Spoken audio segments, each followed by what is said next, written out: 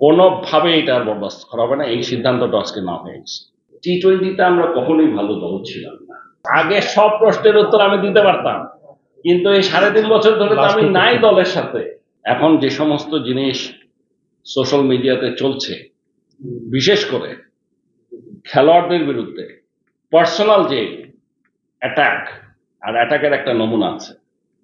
Team হেরে গেলে, team খারাপ খেললে মানুষজন রাগ করবে, খারাপ কথা বলবে, সেটারও একটা লিমিট আছে। কিন্তু কিছু কিছু ক্ষেত্রে এটা সমস্ত লিমিট ক্রস করে চলে গেছে।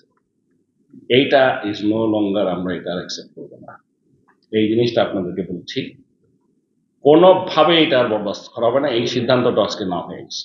অবশ্যই ক্রিটিসাইজ করতে পারেন, কিন্তু পার্সোনাল অ্যাটাক, বিশেষ করে প্লেয়ারদেরকে during a world cup match, এইগুলোতে আমাদের কাছে মনে হয়েছে এরা আসলেই ক্রিকেটকে ভালোবাসে কিনা, না ক্রিকেটকে ধ্বংস করতে চাচ্ছে, এটা নিয়ে আমাদের মনে প্রশ্ন আছে। সমালোচনা হবে, ক্রিটিসিজম হবে, মানুষ রাগ করবে, উই এগ্রি। আমাদের আজকে যে জায়গায় আমরা এসেছি, এখানটায় কারা নিয়ে এসছে এই জায়গায়? এখানটায় সাকিব আল হাসান, তামিম ইকবাল, মুশফিকুর রহিম, মাহমুদুল্লাহ রিয়াদ, এদের জন্যই তো আসছে এই জায়গায়। আপনি আর কোন নাম বলবেন বলেন, যারা আমাদেরকে বাংলাদেশকে আজকে এই জায়গায় নিয়ে আসছে? সো এখন এর মধ্যে দুজন নাই, দুজন আছে, তারাও সামনে হয়তো থাকবে না, থাকলেও কবে মানে কতদিন আছে আমরা জানি না। এখন সব রিপ্লেসমেন্ট গুলা আমাদের খুঁজে বের করতে হচ্ছে। রিপ্লেসমেন্টে এসে সবাই যে ভালো করবে এমন কোনো কথা নাই, না করার সম্ভাবনাই বেশি। তবে তিনটা প্লেয়ার আমাদের পছন্দ হয়েছে, আমি এটাই বলছি। এরা কেউ এখনো ভালো প্লেয়ার, ওদের সাথে কম্পারেবল কোনো প্লেয়ার না।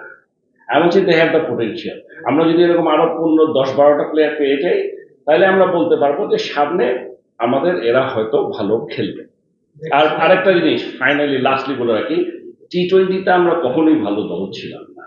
আমাদের খেলা আগে বলি যে নেক্সট বিশ্বকাপ, এটা কোথায় পাই? আমি দেখলাম এক জায়গায়, আমি নাকি বলছি যে আর আমি জীবনের কথা বলি নাই। হ্যাঁ, এগুলো বানান কেমনে? মানে কে যেই বানায়, আপনি না, আমি যারা বানায় কেমনে, যাই দিয়ে বানায়। এখন বানানোর উপরে যদি আমাকে প্রশ্ন করেন, আমার কিছু বলার আছে। এমন অবস্থা হয়ে গেছে যে কোনটা যে আসলে সত্যি কোনটা মিথ্যা বোঝার কোনো পথ নেই। একটা জিনিস আপনাদেরকে বলে রাখি, আপনাদের সাথে আমার বহু বছর হয়ে গেছে অলরেডি। আমি প্রশ্ন করতে না করব, উত্তর দিব না, কখনো এরকম ছিল না। ঠিক হোক ভুল হোক, যা আমার মনে হয় আমি সবসময় আপনাদেরকে বলে আসছি। আগে সব প্রশ্নের উত্তর আমি দিতে পারতাম, কিন্তু এই 3.5 বছর ধরে তো আমি নাই দলের সাথে। আপনারা বলেন, আমি কোন টিম একটা মানে বায়োল্যাটারাল সিরিজ খেলতে গেলে আমি নাই, এটা কোনোদিন হয়েছে? দেখছেন কোনোদিন?